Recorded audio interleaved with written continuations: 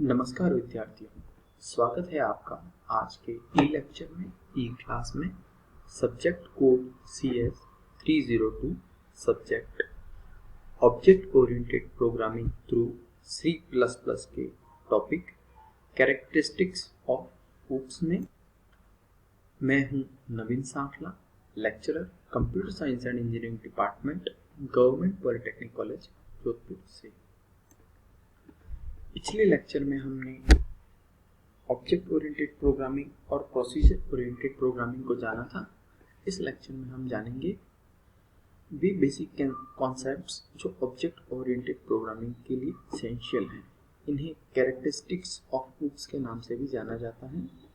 ये हैं objects, classes, data abstraction and encapsulation,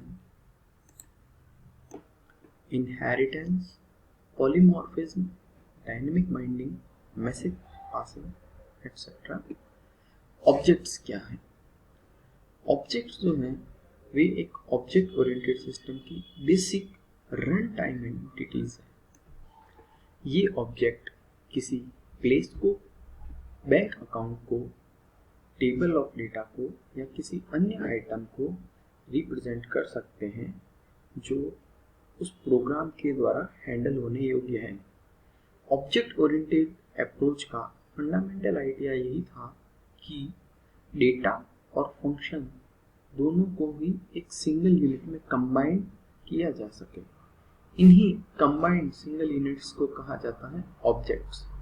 ये ऑब्जेक्ट्स से मायने हैं कि डेटा और प्रोग्राम का कॉम्बिनेशन है जो रियल वर्ल्ड की एंटिटी को रिप्रेजेंट कर सके। उदाहरण के लिए देखिए कि किसी का नाम है आलिया। आलिया की एज है, Alia is 25 years old and her salary is 25 lakhs.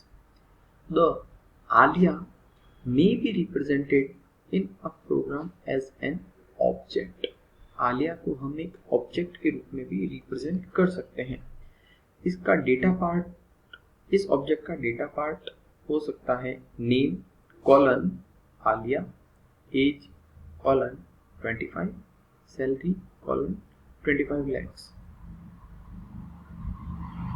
इसे डायग्रामेटिकली पे आप देख सकते हैं। एक ऑब्जेक्ट को स्टूडेंट, स्टूडेंट से रिलेटेड डेटा हो सकते हैं, और फंक्शंस स्टूडेंट से रिलेटेड डेटा होगा, नेम उसका डेट ऑफ बर्थ और उसके मार्क्स, जबकि फंक्शंस हो सकते हैं उस स्टूडेंट के टोटल मार्क्स, उन टोटल मार्क्स सब्जेक्ट्स में से एवरेज और उन्हें डिस्प्ले किया जाना। तो स्टूडेंट से रिलेटेड तीन चीजें होंगी, total, display, average. Program part जो होगा ऑब्जेक्ट का, वह प्रोग्राम्स का कलेक्शंस होता है।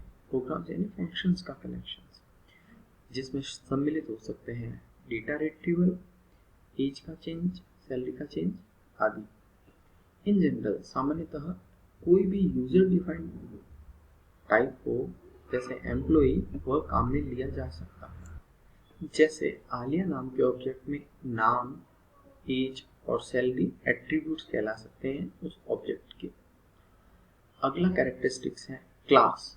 क्लास से तात्पर्य है ऐसे ऑब्जेक्ट्स का समूह जो परस्पर कॉमन प्रॉपर्टीज को शेयर करते हों डेटा पार्ट के लिए, और सम प्रोग्राम पार्ट यानी कि उनके कुछ फंक्शंस को भी शेयर करते हों। उन्हीं सभी को कलेक्टिवली क्लास कहा जाता है।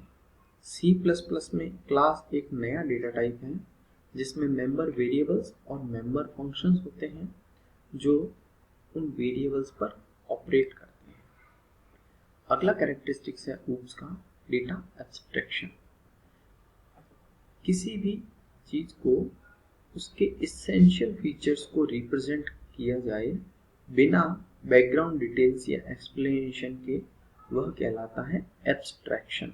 एब्स्ट्रैक्ट का शाब्दिक अर्थ है सारांश।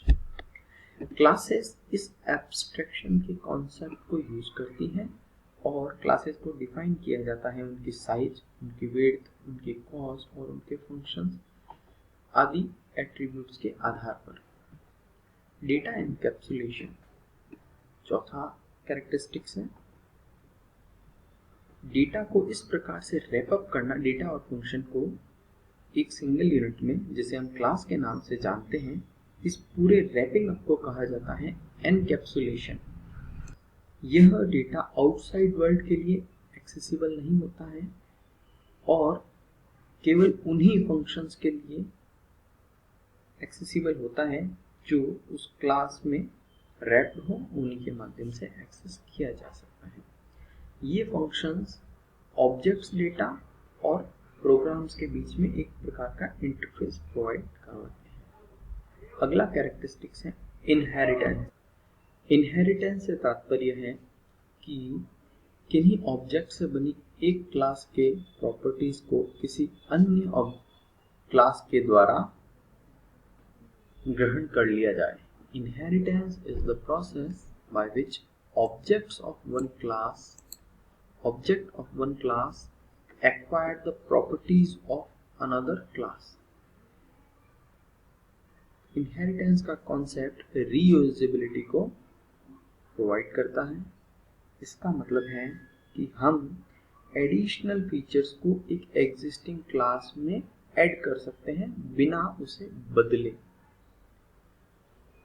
This is possible by designing a new class will have the combined features of both the classes, both the older classes. Polymorphism.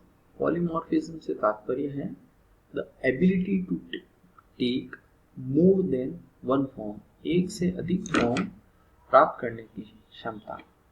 एक ऑपरेशन डिफरेंट इंस्टेंसेस को एग्जिबिट कर सकता है। यह बिहेवियर डिपेंड करता है कि उसके साथ, उस ऑपरेशन के साथ किस प्रकार का डेटा यूज किया गया है। जैसे एक लैंग्वेज फीचर जो कि एक फंक्शन या ऑपरेटर को अलाउ करता है given more than one definition, उसको एक से अधिक डेफिनेशन देने के लिए अलाउ करता है। जिस प्रकार के आर्ग्यूमेंट्स उस फंक्शन के साथ या उस ऑपरेटर के साथ काम में लिए जाते हैं वो डिटरमिन करते हैं कि कौन सी डेफिनेशन काम में ली जाएगी।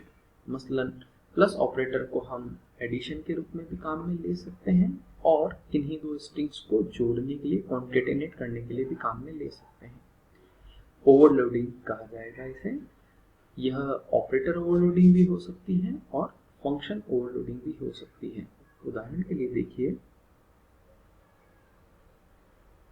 प्लस ऑपरेटर की सहायता से हम एडिशन का ऑपरेशन कर सकते हैं। हम x प्लस वाई की सहायता से x और y का सम कर सकते हैं और उसमें x और y कोई भी डिफरेंट टाइप्स हो सकते हैं, जैसे इंटीजर्स, फ्लोट या कॉम्प्लेक्स नंबर्स। इसी प्लस ऑपरेटर की सहायता से हम दो स्ट्रिंग्स को कॉन्केटेनेट कर सकते हैं, उन्हें भी जोड़ सकते हैं। अगला कैरेक्टरिस्टिक्स है उसका डायनेमिक बाइंडिंग। डायनेमिक बाइंडिंग एक प्रकार की लिंकिंग है जो कि एक प्रोसीजर कॉल और उस प्रोसीजर कॉल के रेस्पेक्ट में एग्जीक्यूट होने वाले कोड के बीच की लिंकिंग को बताती है। डायनेमिक बाइंडिंग से तात्पर्य है कि एक प्रोसीजर कॉल से रिलेटेड जो भी कोड एसोसिएटेड है वह कोड तब तक पता नहीं चलता है, it is not known until the time of the call at runtime. Runtime के बिना जब तक वो कॉल एग्जीक्यूट नहीं होती है तब तक उससे एसोसिएटेड कोड के बारे में जानकारी नहीं हो पाती है। यह पॉलीमॉर्फिक रेफरेंस के साथ एसोसिएटेड है और डिपेंड करता है कि किस प्रकार का रेफरेंस, डायनेमिक टाइप का रेफरेंस काम में लिया जा रहा है। अगला कैरेक्टरिस्टिक्स है ऊप्स। एक ऑब्जेक्ट ओरिएंटेड प्रोग्राम में कई प्रकार के ऑब्जेक्ट्स होते हैं जो आपस में एक दूसरे से संपर्क करते हैं, कम्युनिकेट करते हैं। A message for an object is a request. Message यहाँ पर कहलाएंगे member function. A message for an object is a request for execution of a procedure, और इसीलिए they will invoke a function in the receiving object that generates the desired result. Message passing involve करती है name of the object, name of the function और वह information जो भेजी जाने वाली है उसे स्पेसिफाई करने के काम को। उदाहरण के लिए देखिए, एम्प्लॉय एक ऑब्जेक्ट है, उससे रिलेटेड सैलरी एक मैसेज है और उसमें नेम उससे रिलेटेड एक इंफॉर्मेशन है। इस सब्जेक्ट के लिए आप बुक जो फॉलो कर सकते हैं वह है E Balagurusamy, object oriented programming through C++। धन्यवाद।